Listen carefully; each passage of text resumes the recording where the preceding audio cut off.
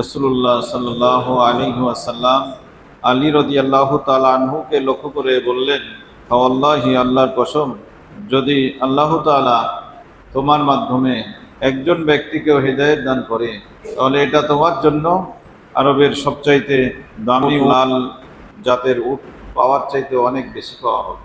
একজন ব্যক্তিকে হেদায়েত করতে পারলেও সেটা অনেক কল্যাণকর হবে, যে কোনো ব্যক্তির ক্ষেত্রেই। এই হাদিস থেকে সেটা প্রতীয়মান হওয়া যায়।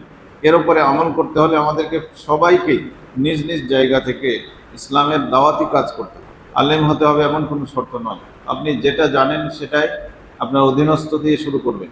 ছেলে, মেয়ে, স্ত্রী, পরিবার পরিজন, আত্মীয় স্বজন, প্রতিবেশী, কাছের মানুষজন দিয়ে আপনি দাওয়াত শুরু করবেন। দেখবেন আপনার ছেলের মধ্যে যে আমলটা নাই, আপনি জানেন, আপনি বলবেন, ওটাই হলো দাওয়াত।